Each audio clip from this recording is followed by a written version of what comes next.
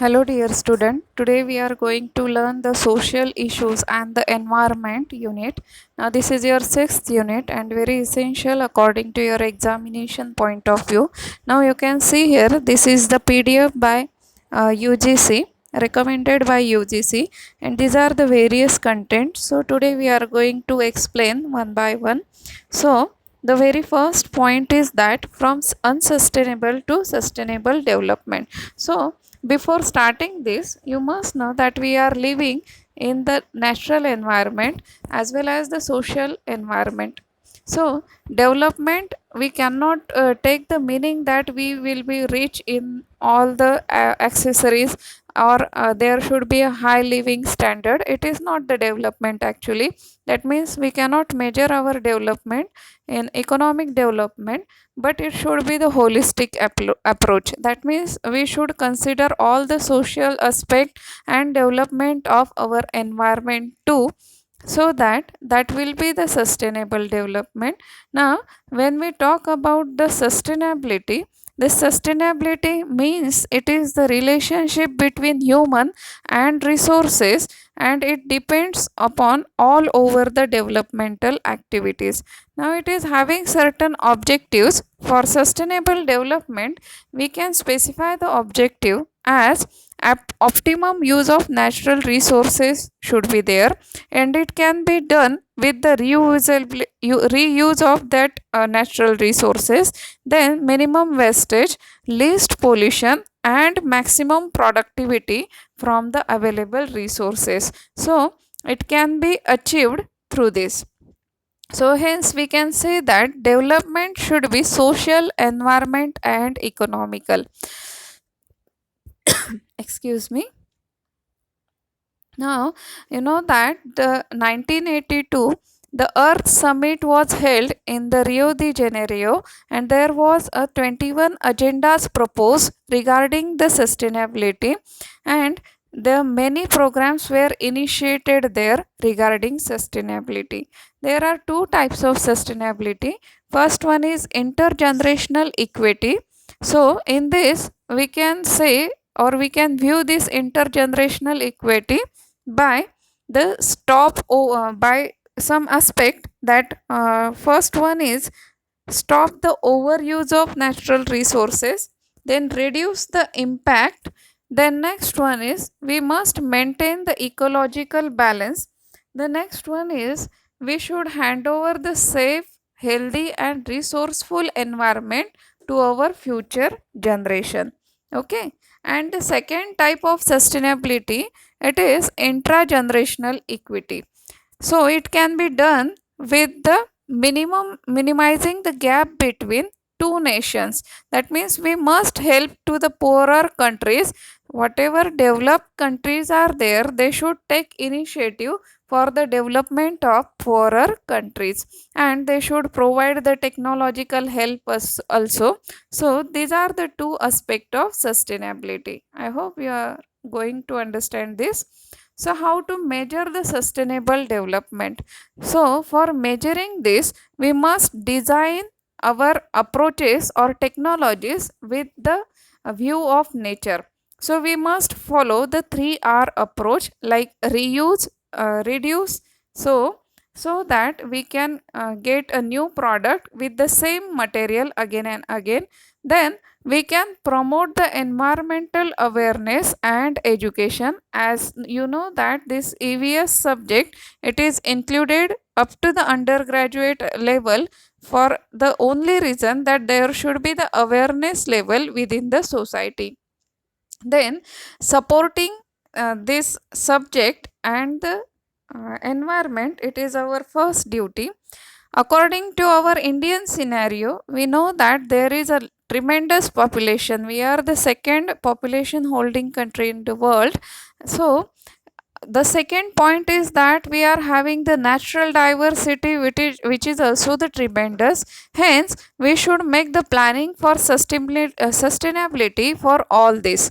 The National Council of Environmental Planning and the Coordination is set up in 1972, and the Ministry of Environment and Forest in India, it was set up in 1985.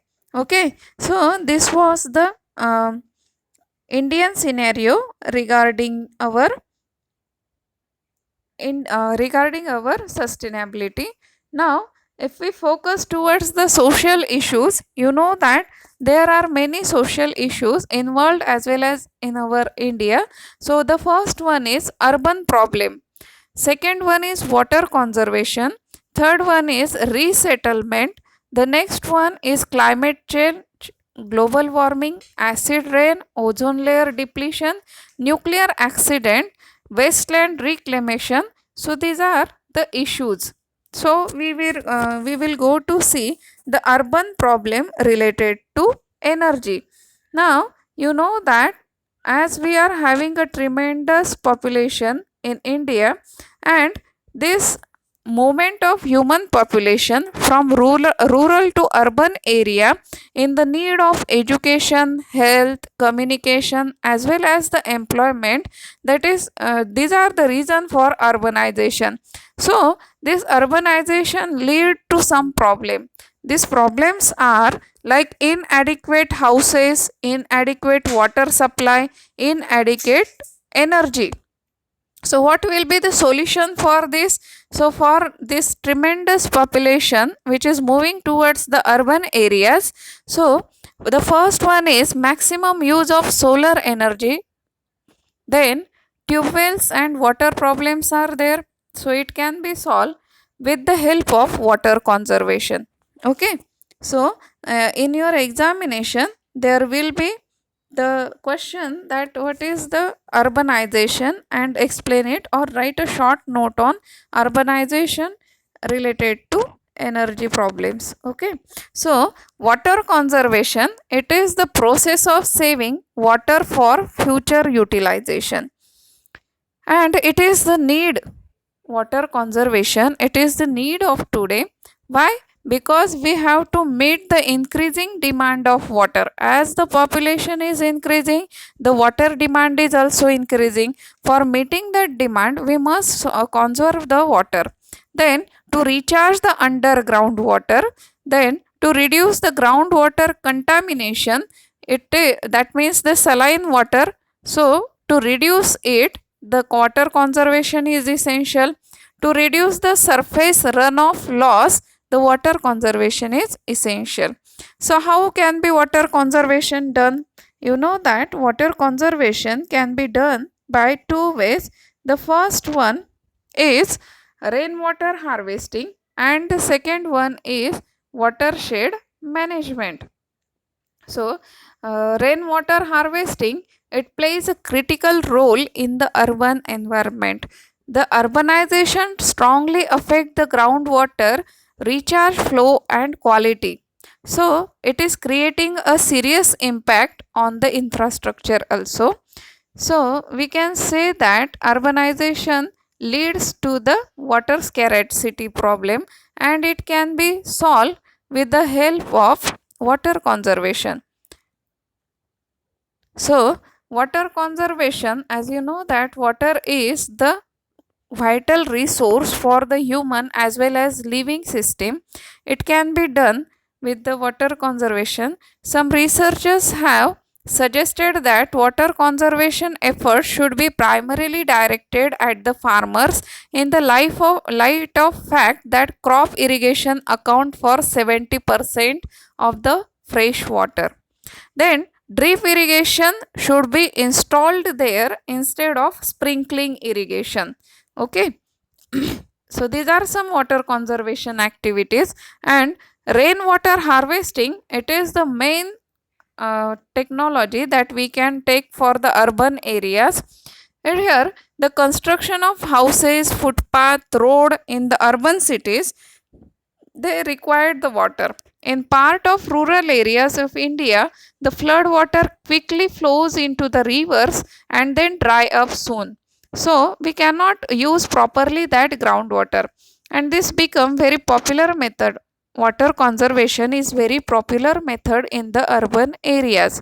Rainwater harvesting, essentially it means the collecting rainwater on the roof of building and storing it for the underground use later. Okay, so Not only does this recharging groundwater depletion, but it also raises the water level and water caps surrounding bodies.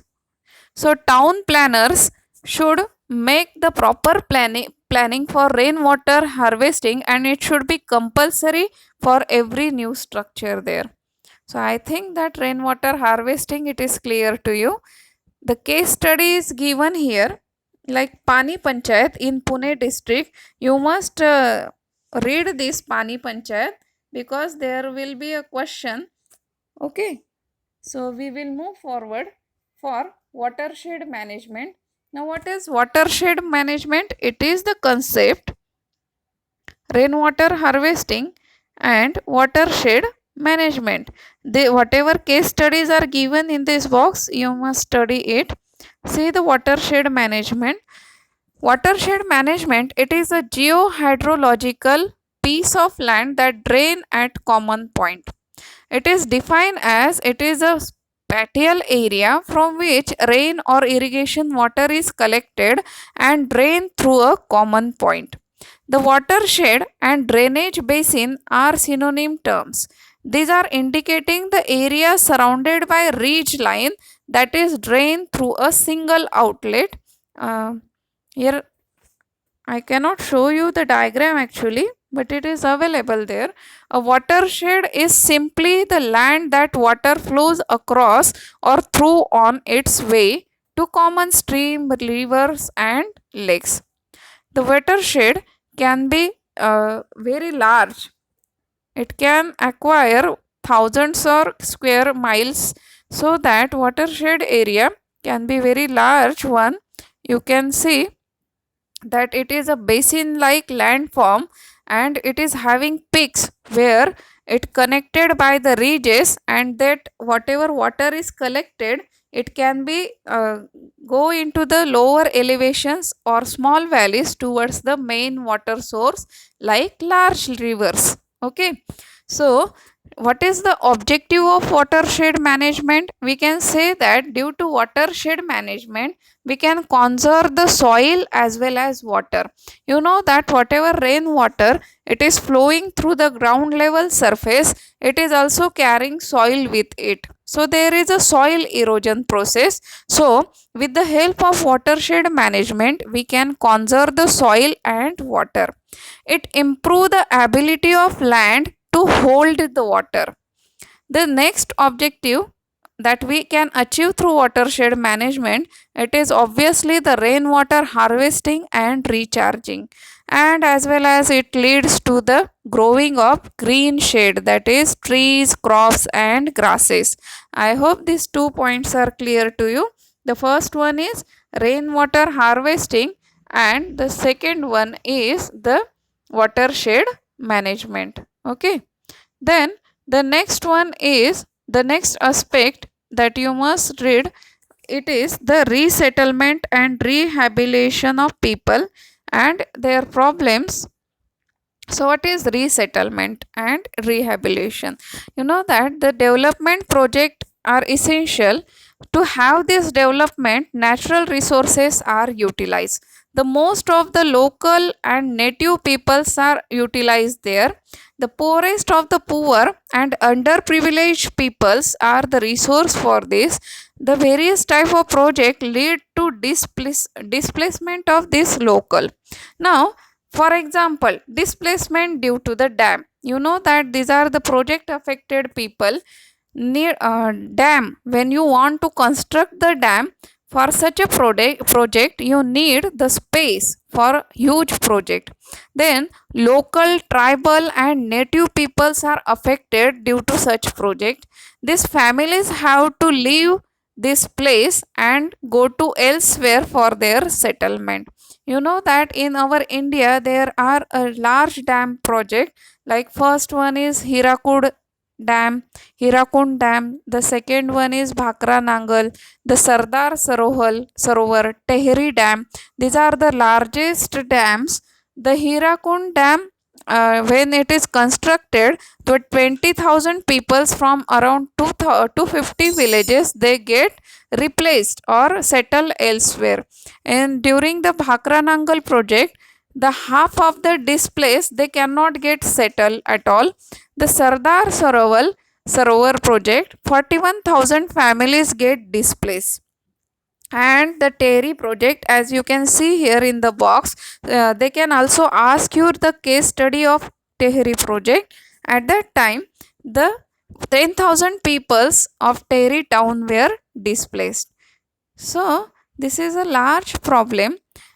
The World Bank has posits that an average of 13,000 people are displaced by each new large dam constructed. It is studied by the World Bank. So this is a large problem. So the second one is displacement due to mining. These are the displacement and resettlement issues we are learning.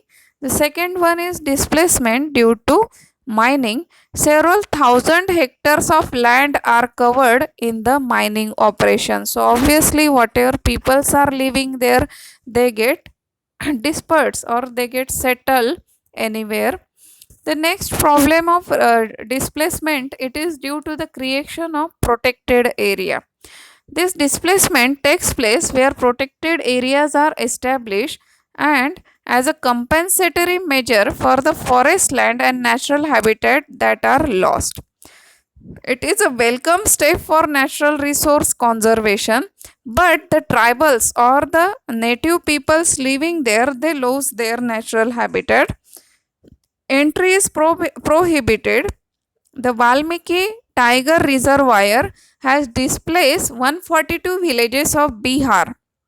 The Vainan Wildlife Sanctuary, almost 53,472 tribal families in Kerala got displaced.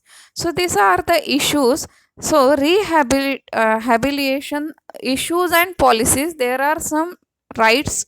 So see, they are having the right to housing, a basic human right.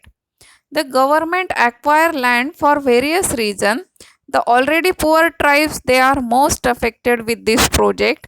They get loss of land, food, home, job, property, their assets and social isolation. So for these people's cash compensation, it is not enough. Tribal are unaware of this might case of cheating, because you know that certain chain is there that is sending the money in cash. There may be a certain cheating may be happen. Then communal settlement does not happen here. They have to settle with the other communities. They cannot get settled actually. So this is the problem. In your examination, they may ask you the case study also. You can see here indigenous tribes, and the next one is Sardar Sarovar project. So before your examination, you must study it. Then the next point is regarding the ethical environmental ethics issues and possible solution. So from that, the first one is climate change. Here you can see in this whole, they have given all the PDF there. I think this video is becoming very large one. So here we will stop and we will continue with the next video. Thank you.